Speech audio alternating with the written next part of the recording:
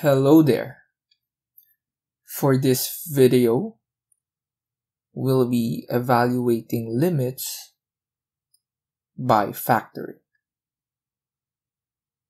So to start, recall that from an example in the previous video,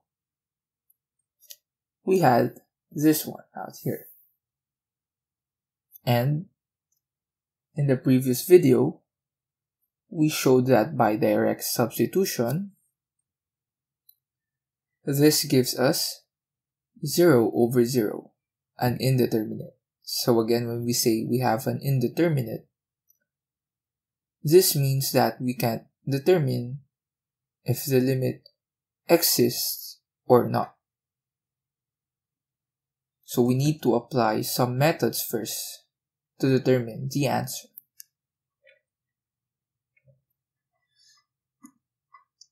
Now, one way to solve this is through applying the factoring or the factoring methods to be exact. So let's try this one out here. Observe that the numerator is a quadratic trinomial. So by our knowledge on how to factor this factors into two linear factors. So we have here x and x. The problem is how we determine the parts out here or the terms out here. Well, you may verify that the correct combination is x plus 2 out here and x minus 1 out here. So how did we obtain that? Well, in a nutshell, the idea is that these out here, when multiplied, we must obtain the last term. And when we add these two, we must obtain the coefficient now of the second. So that is a general guide on how to factor this quadratic trinomial out here. But if you don't know how to do that, I can link a video around here demonstrating how we obtain these factors. So with that in mind, we know that the function in this limit factors into x plus 2 times x minus 1. Observe that we have an x minus 1 in the numerator and in the denominator. So we can cancel that one out since we know that x is not equal to 1. So if x is not equal to 1, it follows that, moving this out here, x minus 1 is not equal to 0. So we can divide these two since they are not 0. So we'll be left with x plus 2. And now we can easily plug in 1 into this function. That is, we'll have 1 plus 2 out here, which gives us 3. And so the limit of the given function as x approaches 1 is actually 3.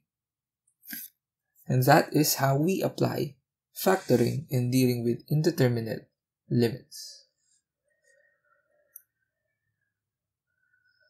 So now let's try out more examples applying this. So let's have this first one. Before we start, feel free to pause the video so you can work on the examples that we'll have here on your own. So good, let's start. We have here the limit of 5x squared plus x all over x as x approaches 0. By applying direct substitution, we'll have this one, and clearly it simplifies to 0 over 0, an indeterminate. So we can really determine again the answer for this one. Let's try to apply factoring. Observe that in the numerator, we have a common term of x in each of its terms. So we can factor that one out to obtain x times 5x plus 1 all over x. Now in here, we can divide x in the numerator and in the denominator since x is not equal to 0. So we'll be left with the limit of 5x plus 1 as x approaches 0. Now we can easily plug in 0 out here. So we have here 5 times 0 plus 1, or simply 1 when simplified. Therefore, the answer to this limit is 1. As simple as that. Let's have this next example. Now you may verify that by direct substitution, we obtain 0 over 0, an indeterminate. So we proceed with factoring. Observe that in here, the numerator has a difference of 2 squares, since x squared here is clearly a square and 1 is a square, since 1 squared is 1. Therefore, we can apply the factoring method on difference of 2 squares. That is, this factors into a sum and difference of the square root of each term. So we'll obtain this in the numerator. And from here, we can divide x plus 1 in the numerator and in the denominator since x is not equal to negative 1. So again, if it is not equal to negative 1, it follows that, moving this to the left side, it follows that x plus 1 is not equal to 0. So we can clearly divide it. And so we'll obtain the limit of x minus 1 as x approaches negative 1. Now we can plug in the value of negative 1 out here without any problems. So we have here negative 1 minus 1, or simply negative 2. Therefore, the answer to this limit is negative 2. I hope you got these two correctly. Let's move on to the next examples. Let's have this third example. Again, feel free to pause the video so you can try this one on your own.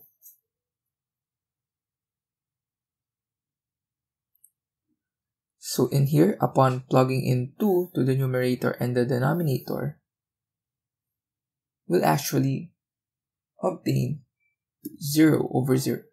So again, we have an indeterminate. So let's try to apply factoring in order to solve this one. Observe that the numerator has a common factor of 2, since in the first term it has 2 out here and 4 is divisible by 2. Moreover, in the denominator, what can you observe out here? Observe that this is a perfect square trinomial, and we can recall that in perfect square trinomial, we have here, if we have a squared plus 2ab plus b squared, this factors to a plus b squared. And the same applies if we have a minus out here. So with this in mind, the function factors into 2 times x minus 2 in the numerator and x minus 2 squared in the denominator. From here, we can divide out, we can divide out x minus 2 in the numerator and one of the x minus 2's in the denominator, since it's like this. So we have x minus 2 in the numerator and 2x minus 2's in the denominator. So we cancel one of this out. So we're left with only one x minus 2. And so we'll be left with 2 over x minus 2. Now we can plug in 2 easily out here. So we have here 2 over 2 minus 2, or simply 2 over 0. And what do we know about 2 over 0? It is undefined. So in here, we have that f of x does not approach a real number as x approaches 2.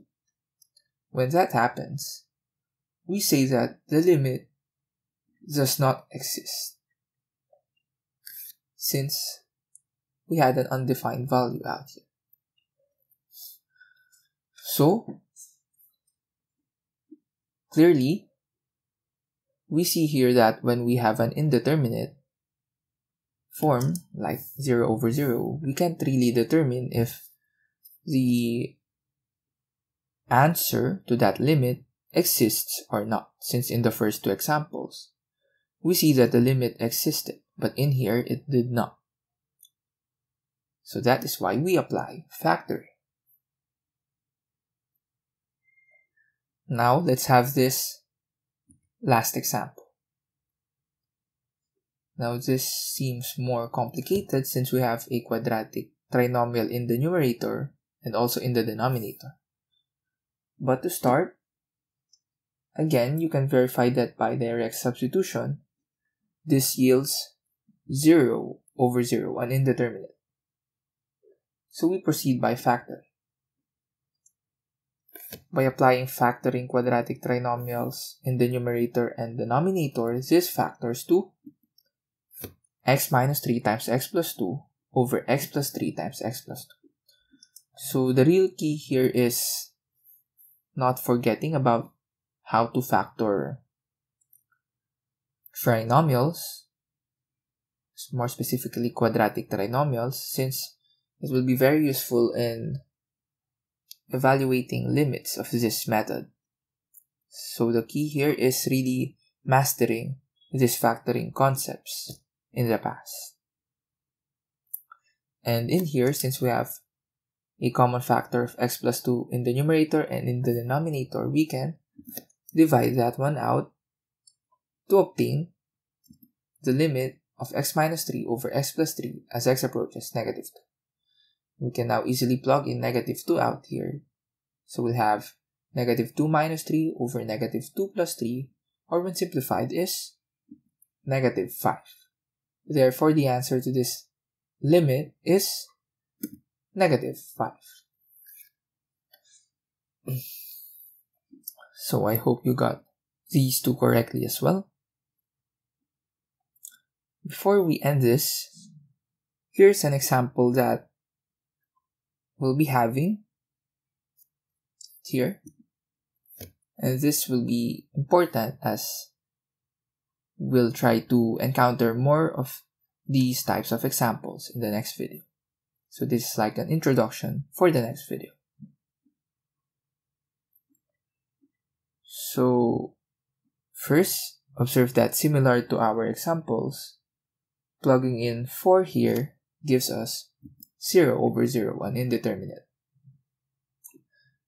So we try to proceed by factoring.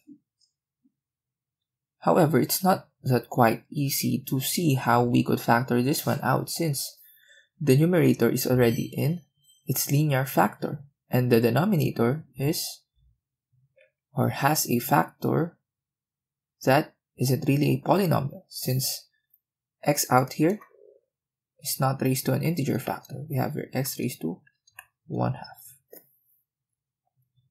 So it's quite hard to determine how we can factor this one out. But let's try to force our way in it. Let's try to treat x out here as a squared term. So if we do that, then observe that we have here a squared value, since 4 is equal to 2 squared. And if we treat x as a squared value, then we can apply difference of 2 squares to obtain this in the numerators. We have 2 plus square root of x times 2 minus square root of x all over 2 minus square root of x.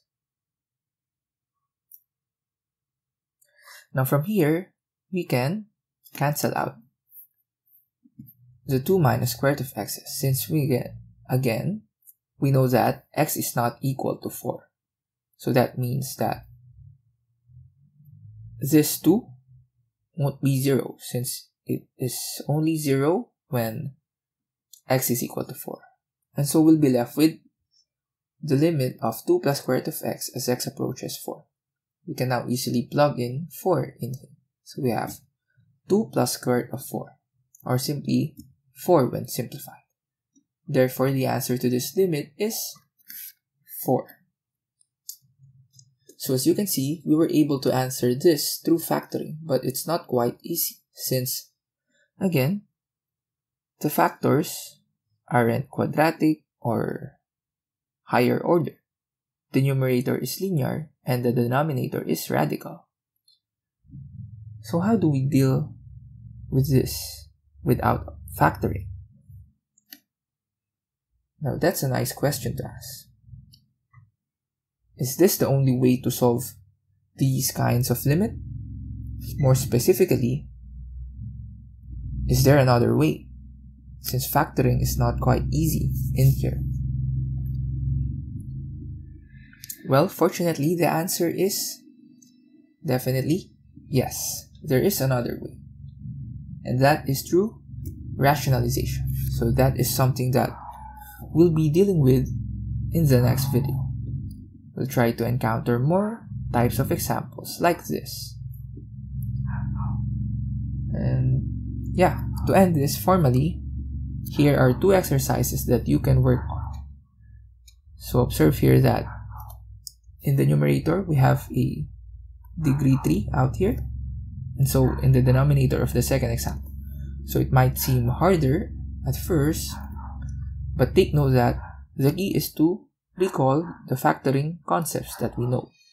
So in the numerator, you may apply out here factoring by grouping or maybe long division like that. And in the denominator, or rather in number 2 and its denominator, the x cubed minus 1, observe that you can apply the difference of 2 cubes method. So by recalling those concepts, you can easily solve these items out here. And yeah, so that's it. Feel free to comment down below your answers and solutions to these exercises. Or if you're stuck, you can comment it down below and I'll try my best to respond immediately so you can answer the problem again more smoothly. So that's it. I hope you enjoyed this video and you learned a lot from it. And yeah, that's all for this video.